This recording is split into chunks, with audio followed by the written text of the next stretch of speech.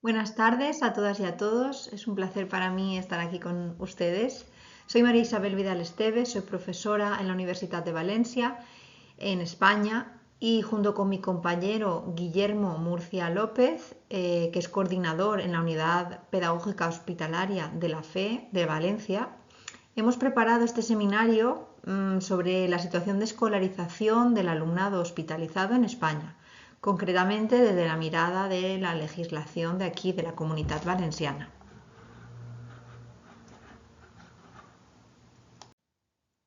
Bien, pues como sabéis, hay muchos niños y niñas que por circunstancias de salud se ven obligados a permanecer en un hospital durante cierto periodo de tiempo, por lo que es necesario contar tanto con espacios que permitan la continuidad de su proceso educativo como con docentes que ejerzan en estos espacios sus labores.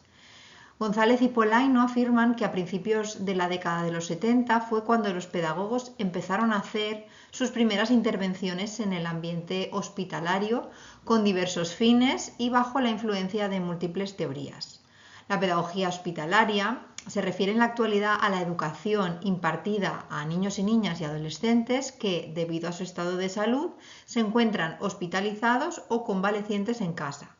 Este tipo de educación es muy importante para garantizar que todo el alumnado tenga derecho a una educación de calidad y también el que esté hospitalizado, que no lo pierda este derecho y que pueda continuar desarrollándose a nivel académico y personal pese a las circunstancias que puedan derivarse de su proceso de enfermedad.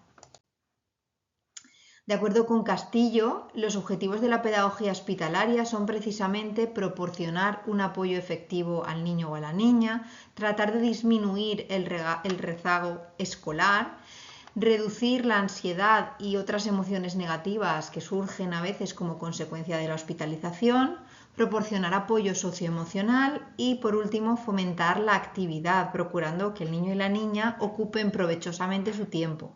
Se prioriza siempre el alumnado que está en escolarización obligatoria de los 6 a los 16 años y también aquel que tiene previsto periodos de hospitalización más largos, es decir, de más de 30 días que serían de larga estancia, después les siguen los de 15 a 30 días que serían de media estancia y por último los de corta estancia que son aquellos niños que solo van a permanecer un tiempo menor a 15 días. Se priorizan en este orden, me refiero.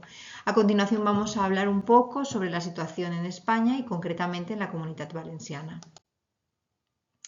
Bien, pues la pedagogía hospitalaria ha evolucionado significativamente desde una perspectiva totalmente de exclusión hacia un paradigma más inclusivo, reconociendo que todos los niños y niñas tienen derecho a recibir una educación de calidad, también aquellos que enfrentan procesos relacionados con la enfermedad. Este cambio ha sido impulsado por una serie de desarrollos legislativos y cambios de perspectiva sobre el papel que tiene la educación en el bienestar y en el desarrollo integral de las niñas y los niños enfermos.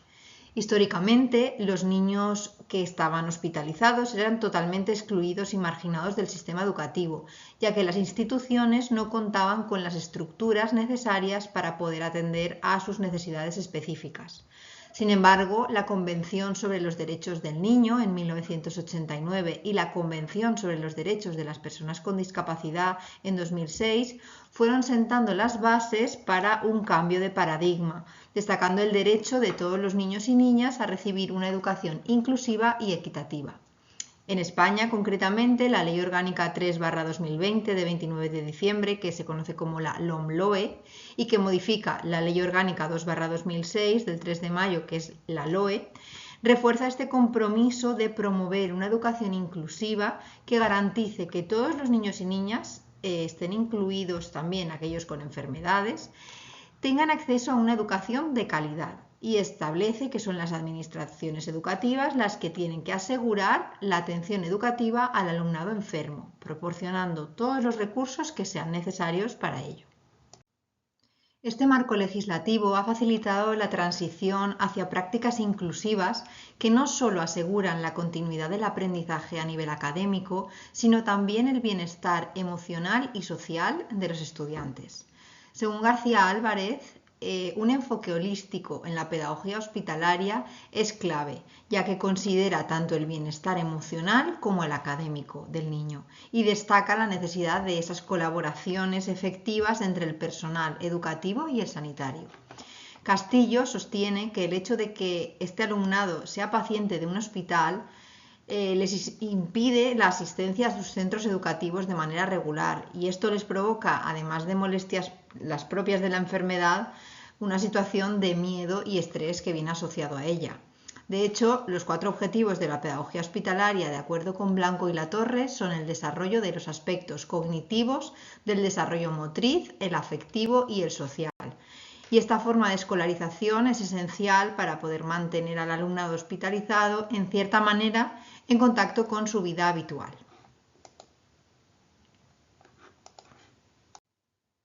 Bien, pues la escolarización del alumnado hospitalizado en España ha evolucionado significativamente en los últimos tiempos y ha ido adaptándose a las necesidades cambiantes tanto de los estudiantes como del sistema educativo. Este desarrollo ha llevado a la creación de 2 modalidades de escolarización diferentes que intentan asegurar que todo el alumnado recibe una educación adecuada, independientemente de su estado de salud. Son las UPH, Unidades Pedagógicas Hospitalarias, y la Atención Educativa Domiciliaria. Las unidades pedagógicas hospitalarias o UPH son espacios educativos situados dentro de hospitales, tanto públicos como privados, que están diseñadas para atender a las necesidades educativas de los niños y niñas y adolescentes hospitalizados, asegurando la continuidad de su educación durante el periodo que dura esa hospitalización. En el contexto valenciano, que es en el que nos vamos a centrar en este caso, como hemos dicho, la Orden 20/2019 de la Consellería de Educació, Investigació, Cultura y Esport, que se rige por la Ley Orgánica 3/2020, regula la organización de la respuesta educativa inclusiva de todos los centros sostenidos con fondos públicos del sistema educativo valenciano, y ahí están incluidas las unidades pedagógicas hospitalarias. Concretamente, la orden especifica la creación y el funcionamiento de las UPH dentro de los hospitales. Específicamente, cada año se publica además una resolución para el curso escolar. En este caso, la última es la resolución del 26 de julio de 2024 de la Directora General de Inclusión Educativa, que establece las instrucciones para la organización de la atención tanto domiciliaria como hospitalaria durante este curso. Y se detallan ahí los objetivos, la organización y el funcionamiento de las UPH ubicadas en los hospitales públicos y de la atención domiciliaria. Su misión principal es garantizar, como decimos, esa continuidad educativa del alumnado hospitalizado, facilitando su integración posterior en el sistema educativo y minimizando, siempre que sea posible, el impacto de la hospitalización en su proceso de aprendizaje.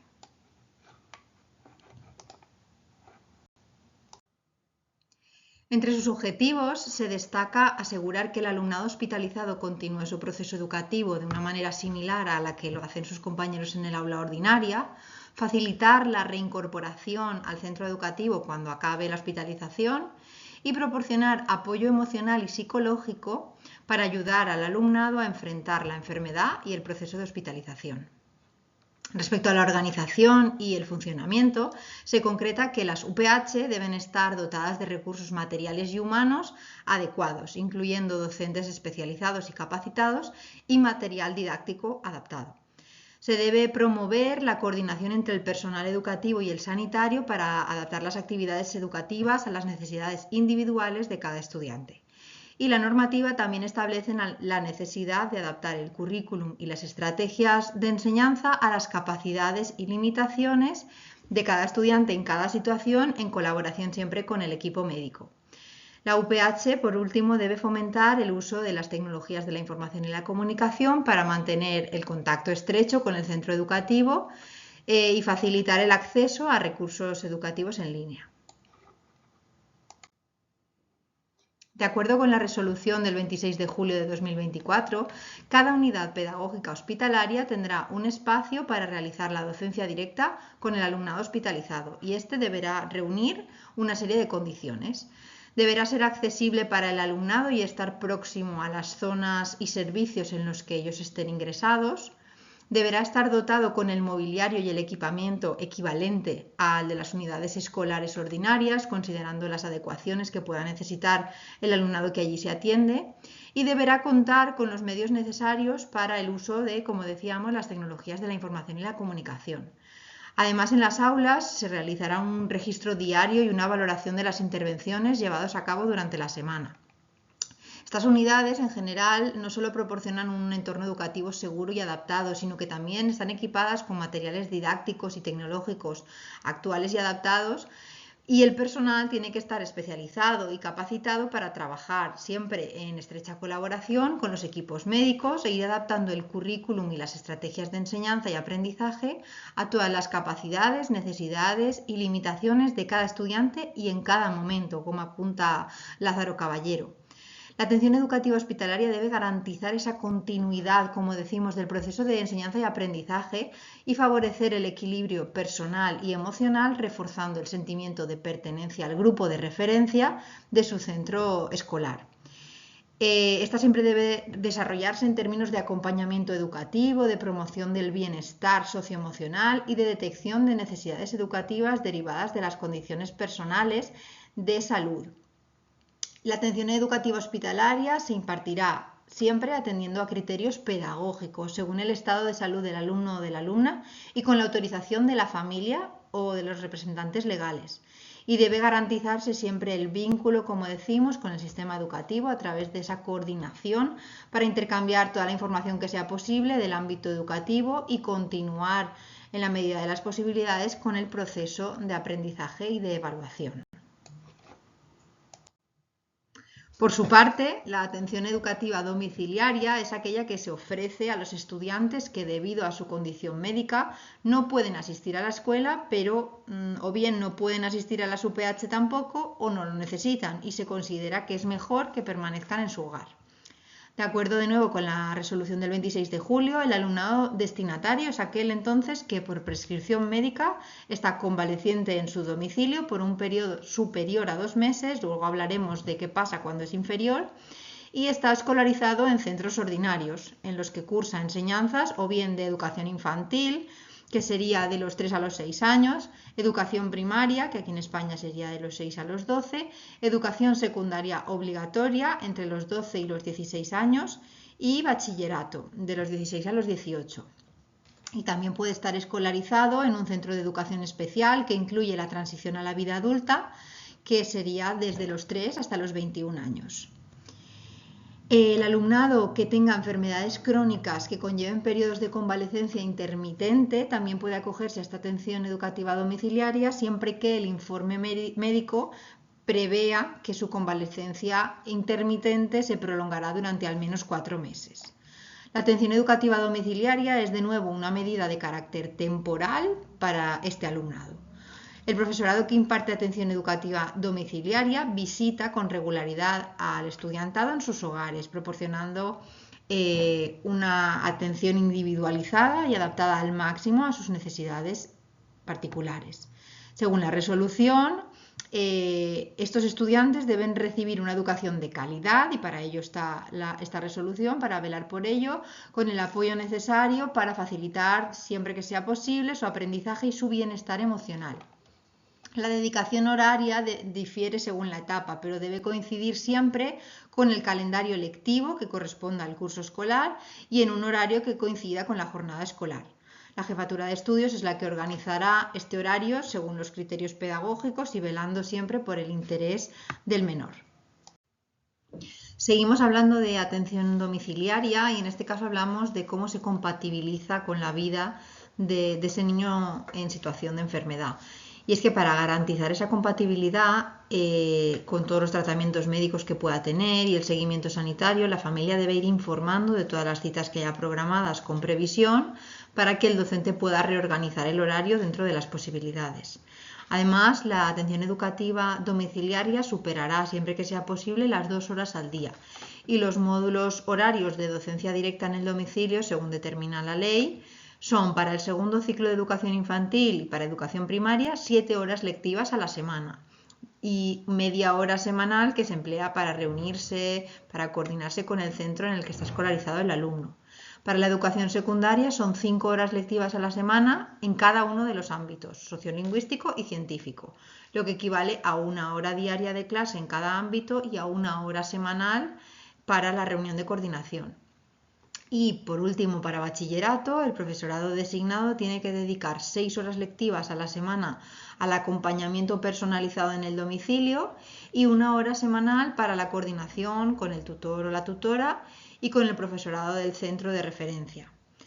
Esta modalidad de escolarización, como vemos, es muy importante para estudiantes que tienen enfermedades crónicas y de larga duración que requerirán un apoyo educativo constante y muy bien adaptado.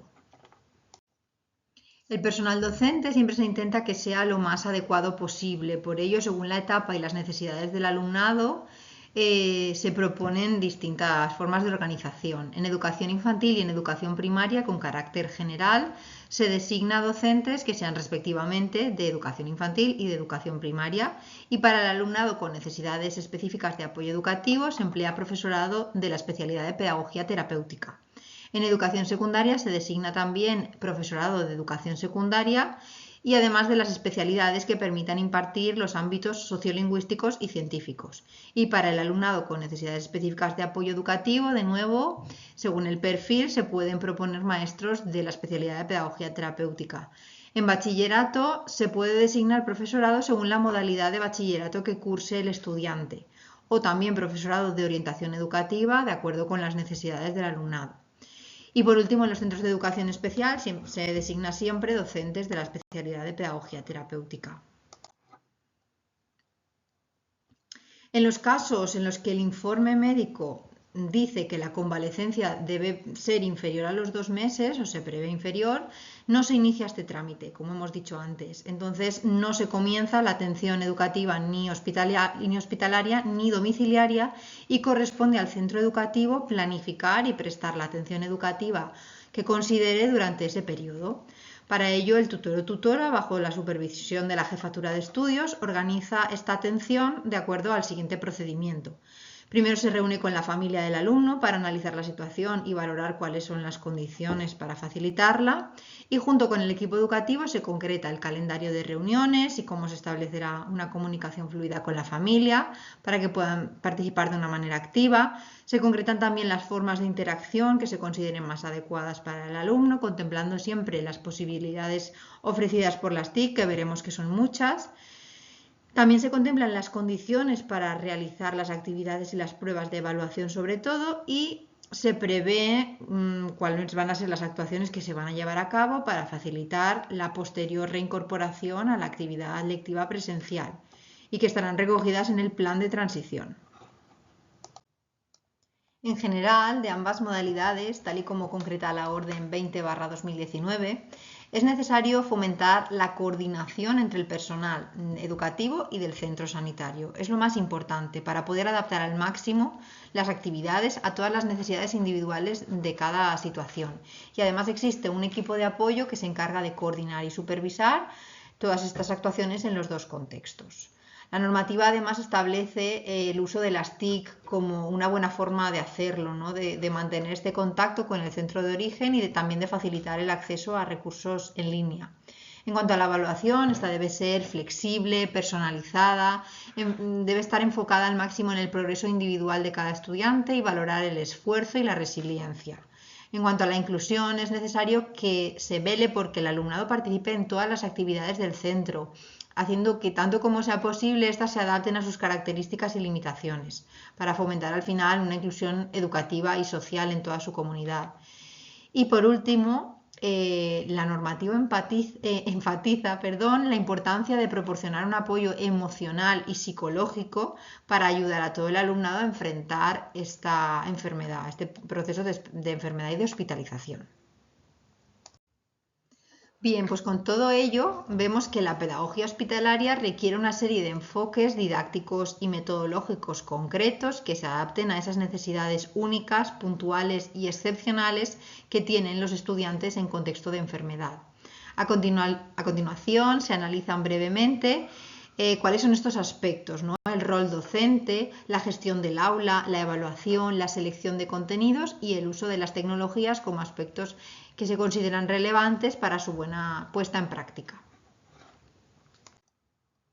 Bien, pues pasamos a hablar ahora del docente, de forma general, porque es algo sobre lo que hablaremos en próximos seminarios, pero el docente en pedagogía hospitalaria es, de acuerdo con Ullán, un profesional con conocimientos y habilidades avanzadas sobre las necesidades educativas y psicosociales que tiene el alumnado hospitalizado y que además tiene un elevado grado de preparación para poder desarrollar su labor de manera coordinada con la familia, con el personal de atención sanitaria y con el resto de profesionales encargados de su atención, por ejemplo, psicólogos, educadores sociales o cualquier otro profesional. Especialmente el docente hospitalario debe colaborar con el profesorado que le atiende desde el centro educativo para conocer tanto como sea posible al estudiante y cuál es su situación educativa actual, cuál es su nivel de competencia, cuál es el temario que ya tiene superado, ya ha sido evaluado, en qué punto se encuentra. Y además debe analizar también de una forma psicopedagógica todos los aspectos que pueden afectar en su bienestar psicoemocional.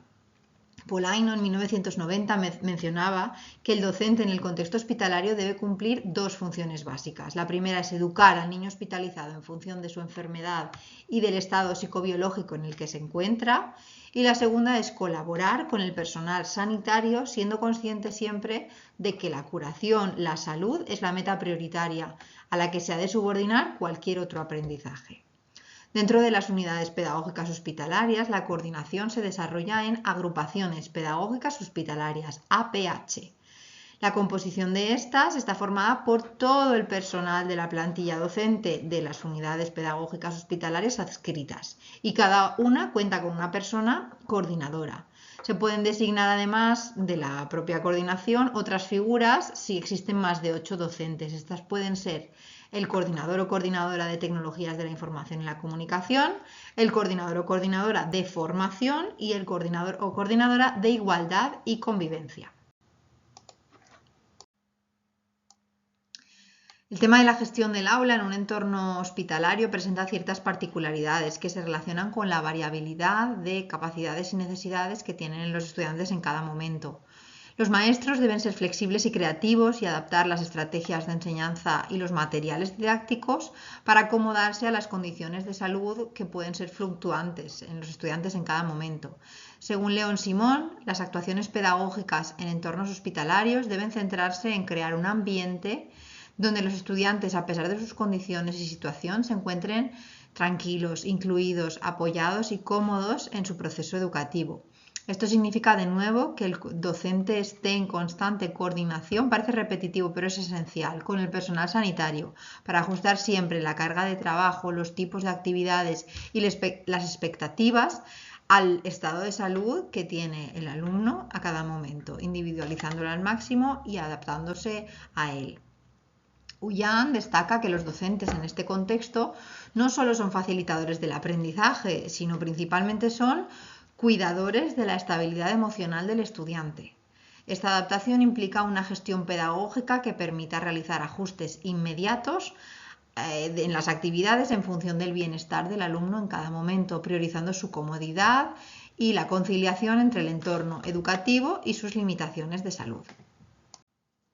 En cuanto a la evaluación, la pedagogía hospitalaria aboga por un modelo formativo y cualitativo que se centre en el proceso individual del alumno, valorando su esfuerzo y su resiliencia, en lugar de emplear los estándares tradicionales.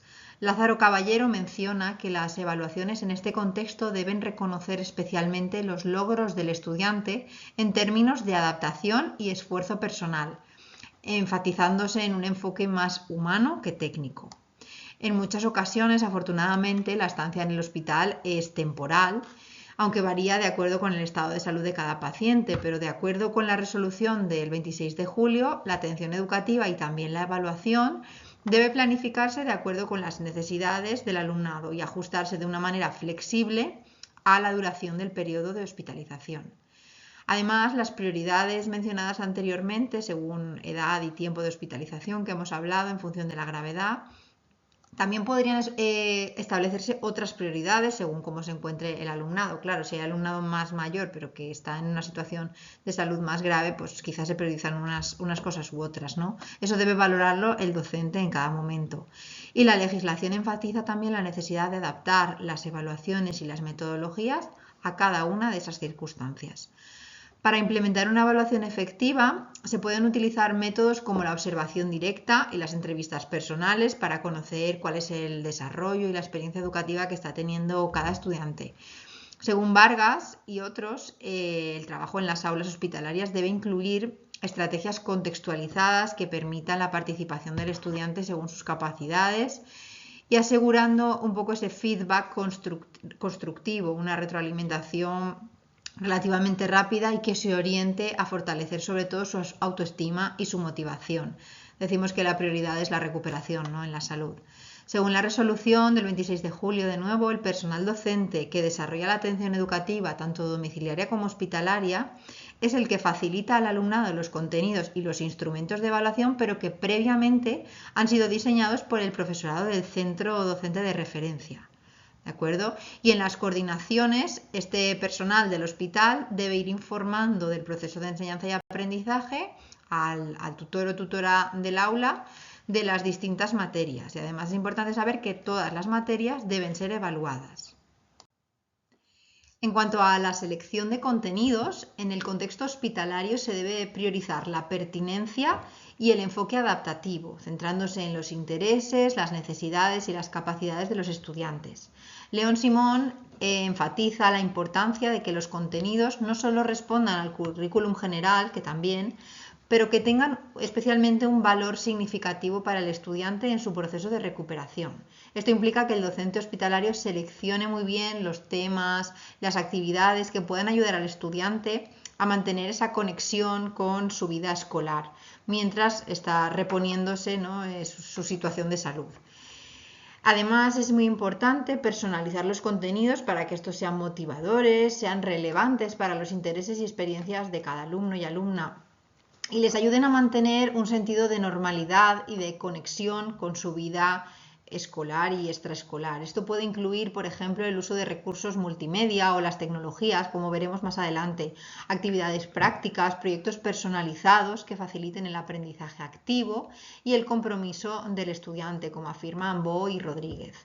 La legislación actual apoya esta personalización de contenido educativo. Destaca especialmente la importancia de adaptar el currículum a las necesidades individuales de los estudiantes, asegurando que todos los niños y niñas tengan acceso a una educación que sea para ellos relevante y significativa.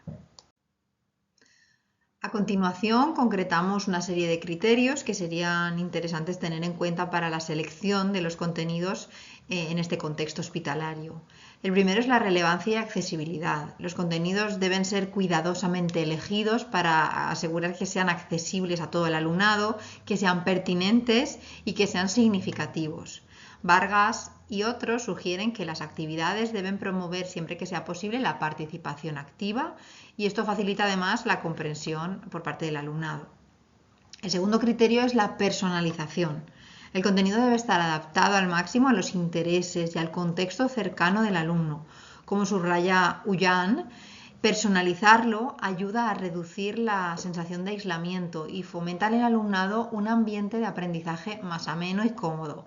Esto puede hacerse con proyectos de investigación, por ejemplo, sobre temas que partan del interés personal del estudiante para facilitar su compromiso con el aprendizaje. El tercero es el fomento del bienestar emocional. Seleccionar contenidos que sean adecuados para su currículum y que además atiendan al estado emocional del alumno será mucho más útil para todos. Es importante trabajar la educación emocional, la creatividad, las habilidades sociales. Todo esto permite experimentar sensaciones positivas que, según Mateus, Sotelo y Fernández, es vital para su desarrollo integral. Y por último, la conexión con el currículum escolar de sus compañeros y compañeras, ¿no? Es fundamental que los contenidos seleccionados mantengan esa conexión con lo que están estudiando los compañeros en clase, porque esto facilita su reintegración a la escuela cuando vaya a llegar el momento. Este vínculo también contribuye a que el alumno no se sienta desfasado cuando vuelva al aula, lo que en palabras de León Simón reduce el impacto emocional de la transición hospitalaria a la escolar. Pasamos ya al último punto de esta sesión de hoy. En el contexto hospitalario, las tecnologías educativas no solo facilitan el acceso al contenido curricular, sino que promueven en gran medida el desarrollo de competencias digitales y fomentan también la motivación del alumnado, aspectos que son fundamentales en situaciones como esta, ¿no?, de aislamiento, en este caso por enfermedad. Los recursos digitales permiten al alumnado hospitalizado acceder a una educación más flexible y más personalizada, que se adapta a sus ritmos y capacidades. Serrano y Prendes destacan que las TIC ofrecen un puente que conecta al alumno con su escuela, con sus compañeros y docentes y que facilita su inclusión en la vida escolar a pesar de las barreras físicas. Esta conexión contribuye a reducir el aislamiento que tiene el alumnado hospitalizado e integrando experiencias multimedia y dinámicas se puede reforzar su participación activa en el aprendizaje. Además, como argumentamos en un estudio previo que realizamos, el uso de materiales didácticos digitales en educación primaria, infantil y secundaria ha demostrado ser eficaz para el refuerzo de contenidos, ofreciendo variedad de herramientas, juegos educativos, simulaciones, vídeos, que no solo permiten aprender, sino también personalizar los contenidos en función de los intereses de cada estudiante. En el ámbito hospitalario, este tipo de materiales se convierten en herramientas clave para adaptar el aprendizaje a las condiciones de cada estudiante, manteniendo su interés y reduciendo la brecha educativa. Algunas estrategias interesantes para la implementación digital en el aula serían las tres siguientes. La primera es el uso de plataformas de aprendizaje en línea. Estas plataformas y repositorios, tanto de las administraciones públicas, como es el caso, por ejemplo, de Rebos Digital en Valencia, o de otras de empresas privadas, permiten al alumnado seguir las clases a distancia, conectándose con sus profesores y compañeros, y también proporcionan una gran oferta de materiales y actividades interactivas. Estas herramientas contribuyen a la asignación de tareas y a su evaluación, además a la comunicación constante, promoviendo un aprendizaje sin interrupciones, que dice Pardo Baldoví. Materiales multimodales y videojuegos educativos son la segunda recomendación. El uso de estos materiales, que combinan texto, audio, elementos visuales, facilitan la comprensión y mantienen sobre todo la motivación del alumnado. López Gómez y otros argumentan que los videojuegos y los recursos interactivos fomentan habilidades como la atención y la memoria y además proporcionan un espacio en el que interactuar de manera lúdica con otros compañeros. En tercer lugar, las herramientas de realidad virtual o realidad aumentada permiten explorar escenarios y contenidos de una manera inmersiva, lo que resulta particularmente útil en los casos estos en los que se encuentran en un entorno hospitalizado y que no pueden acceder físicamente a los espacios o experiencias educativas que podrían hacer en otras circunstancias. Según Serrano y Prendes, estas herramientas enriquecen la experiencia de aprendizaje muchísimo y mejoran el estado emocional del estudiante al ofrecerle cierto escape temporal de su situación de hospitalización. Aún así, es cierto que la digitalización presenta ciertos desafíos en términos de infraestructura y de formación. Quienes van a utilizarlas deben tener formación necesaria, porque si no, hay veces que no podemos hacer lo que queremos. Es necesario, primero, que los dispositivos y la infraestructura tecnológica y de conexión sea la adecuada, y además que los docentes cuenten con formación para saber cómo utilizar y cómo integrar estos recursos en un contexto además tan específico. En palabras de Vargas y otros, el éxito de la enseñanza digital en los hospitales depende en gran medida de la capacitación del profesorado, de su habilidad para adaptar el contenido a las necesidades del alumno y de su capacidad para trabajar de manera colaborativa con el personal médico. Como hemos visto, estos eran elementos fundamentales. Bien, pues vamos cerrando ya con algunas conclusiones finales, y es que la pedagogía hospitalaria creo que ha demostrado ser un campo vital que garantiza que los niños y adolescentes hospitalizados o convalecientes en sus casas no pierdan su derecho a la educación, porque lo tienen igual que el resto. Si me lo permitís, me centro un momento en el contexto climático, político y ya catastrófico en el que recientemente está inmersa mi ciudad, que es Valencia. Como en muchos contextos, esta situación está demostrando cómo la forma en la que puede flexibilizarse en sus distintas variantes el sistema educativo está permitiendo dar cobertura a las múltiples situaciones que envuelven al ser humano. Son muchas las escuelas que están haciendo de escuelas de acogida, son muchas otras formas de dar educación las que están sirviendo como centros de día para niños, centros de cuidado, centros de ocio, monitores, dando entretenimiento. Al final flexibilizar es la clave, y también en esta situación la pedagogía hospitalaria está trabajando al pie del cañón, dando servicio a muchas personas que de forma temporal, pues por desgracia, lo están necesitando. En general, la evolución hacia un paradigma cada vez más inclusivo y las adaptaciones didácticas y metodológicas a cada momento y para cada persona son fundamentales para proporcionar una educación de calidad para todos y todas en todos los contextos y situaciones.